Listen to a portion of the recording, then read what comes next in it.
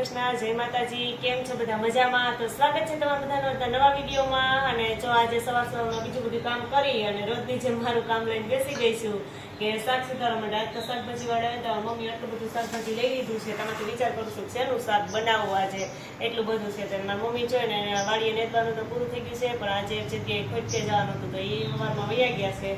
અને હું અત્યારે બધું કામ પછી પૂરું કરી અને આ જો લઈને બેસી ગઈ છું। તો વિચાર કરું શેનું શાક કરવું, તો આ કંટોલાનું જ કરી નાખું, કેમ કે મને નથી ભાવતા પણ આખા ઘરના બધાને ભાવે છે। તો એ બધા માટે આજે કંટોલાનું શાક બનાવી નાખું। આજે જો કંટોલાનું શાક છે ને એમાં કંઈક અલગ કરવું છે, તો મેં ચવાણું લઈ લીધું છે અને આપણે ચવાણું છે ને એ એમાં નાખશું, ખાંડીને પછી ચવાણું હોતે નાખી દેવું ને એવી રીતે ગ્રેવીવાળું સરસ કંટોલાનું શાક આજે બનાવવું છે। ચાલો ફટાફટ બધા કંટોલા સુધારી લઉં પછી બનાવી નાખીએ શાક। જો અત્યારે ઘડિયાળમાં 3:30 જેવું થયું છે અને અમે ઉઠીને બધું કામ કરી લીધું, નવરા થઈ ગયા।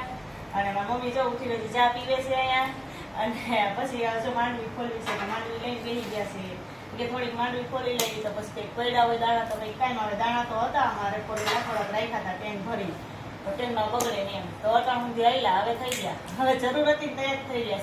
શ્રાવણ મહિનો નજીક આવ્યો ને બીજો માંડવી ખોલવા વળગી ગયા છે। જય શ્રી કૃષ્ણ, જય માતાજી। જો માંડવી ખોલી છે, તમે બધા માંડવી ખોલવા હાલો। માંડવી દાણા થઈ ગયા કે શ્રાવણ મહિનામાં કંઈક રાંધવું હોય તો માંડવી પર બનાવવા થાય ને, માંડવી પર થઈ ખોલ માંડવી દાણા ખોલેલા હોય તો માંડવી પર કરી નાખીએ ને, હું ગઈ હતી હવાની ગુંદાળ હતી એને કાંઈ ખોલ્યા નહીં લખી ગયા, હું આગળ આવી હતી, હું હાલો ખોલી લઈ તો થોડાક દાણા થઈ જાય ને જ્યાં વળગી ગયા છે ફટાફટ મંડીએ ખોલવા હરીફાઈ કરવાની જરૂર છે, કોણ વધારે ખોલે એટલે ફટાફટ ખોલાઈ જાય। તો ખોલી લઈએ પછી જો ટાઈમ મળશે તો સિંગ બનાવશું ને, તો 2 દિવસ પછી બનાવશું, વારો આવશે ત્યારે। કે જો ફટાફટ આ દાણા બધા ખોલવા માંડીએ, થોડી વારમાં હમણાં ખોલાઈ જાય, એની વાડીએ જવાનું ટાણું થઈ જાય, મારે રસોઈનું ટાણું થઈ જાય, રસોઈ તો અમારે હોય જ વહેલી, એટલે ફટાફટ ખોલી લઈએ માંડી। જો અમારા દાણા છે ને ખોલાઈને તૈયાર થઈ ગયા છે, અડધી પોણી કલાક ખોલ્યા ને એટલા દાણા ખોલાણા, હાથ તો ગરવા માંડ્યા ખોલી જ્યાં એટલા તૈયાર થઈ ગયા છે। હવે ટાઈમ મળશે તો યાર કંઈક બનાવશું, અત્યારે તો ખોલી મૂકી દઈએ ને હવે મારા મમ્મી જવું છે વાળીએ, હું થોડીક વાર મશીને બેસી અને પછી તારમાં રસોઈનો ટાઈમ થઈ જાય તો હમણાં રસોઈ વધી જાય, તો છોકરા હમણાં આવી જાય। ચાલો હવે આ દાણા અત્યારે તો મૂકી દઈએ, શીશામાં બોટલમાં ભરીને મૂકી દઈએ કે ગરવાનો વારો ના નાખતો તો બગડી જાય। જો દાણા ખોલીને આપણે તૈયાર કર્યા હતા ને, તો આજે બનાવી છે પછી દાણા ખોલાઈ ગયા તો ટાઈમ મળી ગયો તો સિંગ બનાવી નાખીએ। હું તો સિંગ બનાવવા માટે જો અહીંયા તપેલીમાં મેં ગરમ પાણી મૂકી દીધું છે, થોડુંક ગરમ થવા દીધું છે, થોડુંક આમ પેચ આંગળી જેટલું થાય ને એવું, પછી જો ગેસ બંધ કરી દીધો ને આ ગરમ પાણી છે ને એમાં થોડુંક મીઠું નાખી અને પછી એમાં આપણે આ દાણા નાખી દઈશું, 10 મિનિટ એમાં એ દાણા આપણે રહેવા દઈશું, એટલે 10 મિનિટ પછી એ દાણા છે ને એમાં કાઢીને પછી આપણે સિંગ બનાવશું। એટલે ફટાફટ પહેલાં હું એમાં છે ને બધા દાણા નાખી દઉં। તો દાણા છે ગરમ પાણીમાં સરસ નાખી દીધા છે અને હવે છે ને એમાં થોડુંક સ્વાદ પ્રમાણે નાખી દઉં મીઠું। મીઠું તો જેવું આપણે ખારું કેવું ખાતા હોય એ પ્રમાણે નાખવાનું હોય, એટલે જો થોડુંક મીઠું નાખી દીધું છે અને મીઠું નાખી અને પછી થોડીક વાર હલાવી ઢાંકીને 10 મિનિટ મૂકી દઉં અને 10 મિનિટ પછી આપણે દાણા છે એને આગળની પ્રોસેસ કરશું। અને જો અહીંયા ભાતિયામાં આપણે લઈ લીધા છે દાણા અને થોડીક વાર 5 મિનિટ એમાં રહેવા દેવાના ભાતિયામાં, પછી 5 મિનિટ થાય ને પછી તપેલીમાં નાખીને સેજે મોરા પડી ગયા એટલે આપણે એમાં થોડુંક મીઠું નાખી દઈએ અને પછી પાછા 5-10 મિનિટ રહેવા દઈને પછી આપણે એને શેકીએ। તો દાણામાંથી એકદમ પાણી સરસ નીતરી ગયું છે, પછી આપણે ભાતિયામાંથી અને તપેલીમાં જો ઠલવી લીધા છે અને એમાં સ્વાદ પ્રમાણે થોડું હજી મીઠું નાખી દઈએ, પછી તો તમે જેવું ખારું ખાતા હોય એવું નાખવાનું। તો મેં દાણા ચાખ્યા મને સહેજ મોરું લાગ્યું એટલે મેં મીઠું અહીંયા વધારે નાખી દીધું, મીઠું નાખી અને પછી છે ને થોડીક વાર આપણે એને હલાવી અને પાછું 5-10 મિનિટ એને રાખી દઈશું।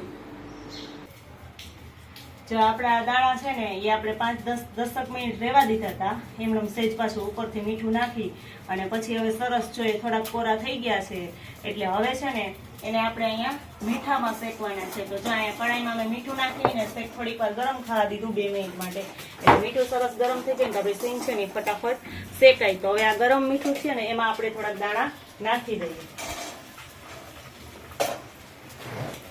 આપણે 2 વખત થોડા કરશું એટલે સરસ શેકાઈ જાય। તો હવે જો આ મીઠામાં આપણે નાખ્યા ને દાણા એટલે જો મૈડા શેકાવા, એટલે દાણા છે ધીના છે ને એટલે પરબારું તો મીઠું એમાં ચોટી જાય, પણ જેમ જેમ દાણા શેકાવા મળશે ને દાણા કોરા થાય ને મીઠું છે ને એમાંથી છૂટું પડી જાય અને આપણી સિંગ છે એ સરસ શેકાવા મળશે. હવે ફટાફટ આપણે સિંગ પેલા એક ઘણો શેકી લઈએ, પછી બીજો ઘણો કરીએ.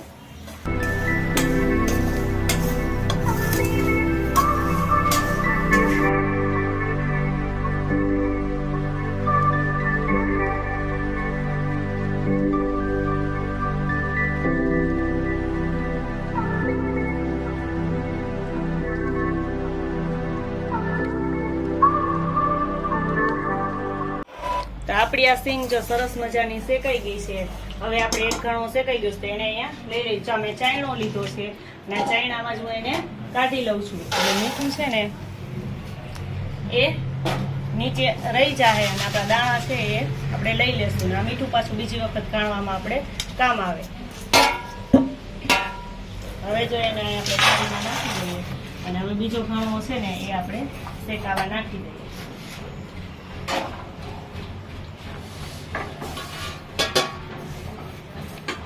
મીઠું તો આપણું ગરમ જ છે. હવે એક ઘણું બાકી છે એ આપણે આમાં દાણામાં નાખી દઈએ અને પાછું આ જેવી રીતે શેકી હતી એવી જ રીતે આપણે એ પણ શેકી લઈએ.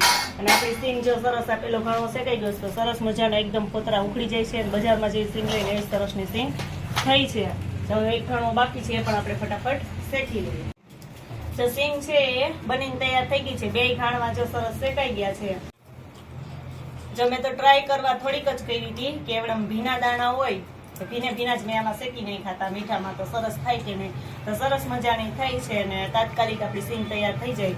તો જ્યાં સરસ સિંગ બનીને તૈયાર થઈ ગઈ છે અને જો આ મીઠું વધ્યું છે ને એ થઈ ગયું છે એવું કાઢવું. પણ જે મીઠું વધ્યું હોય ને આપણે એક બોટલમાં એમાં ભરી લેવાનું, એટલે બીજી વખત જ્યારે સિંગ કરીએ ને ત્યારે આનું આ મીઠું આપણે વાપરી શકીએ. બીજું મીઠું આપણે બગાડવું ન પડે.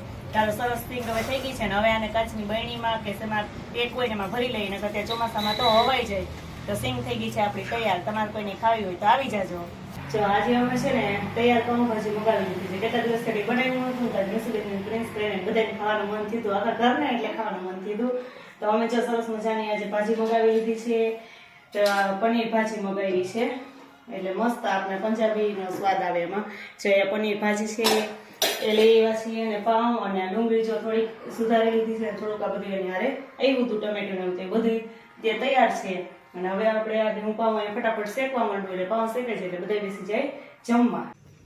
જો અત્યારે ઘડિયાળમાં થઈ ગયા છે 9. બધું કામ પૂરું થઈ ગયું છે મારે. અને હવે જો બ્લાઉઝમાં બટન ટાંકવાના હતા ને તો બેઠા બેઠા બટન હું કાલે ટાંકી લઉં. બધું કામ થઈ ગયું છે. અને આજ તો અમારી મીસુબેન જો અત્યારમાં સુઈ ગયા છે. કોઈ દી અત્યારમાં ન હોય જ, પહેલી વખત અત્યારમાં સુઈ ગઈ, થાકી ગઈ છે એટલે. આજ તો આખો દિવસ કઈ મીસુબેન મીડિયામાં આવ્યા જ નથી. તો અત્યારમાં ચાલ વહેલી સુઈ ગઈ અને હું કાલ મારું કામ પતાવી લઉં. મારી મમ્મી એ બાજુ બેહવા ગયા છે ને હું બટન ટાંકી લઉં. અને આ સાથે આજનો આ વિડીયો પણ અહીંયા પૂરો થાય છે. જો અમારો વિડીયો તમને ગમ્યો હોય તો લાઈક કરજો, શેર કરજો અને જો ચેનલમાં નવા હોય તો સબસ્ક્રાઈબ કરવાનું ભૂલતા નહીં.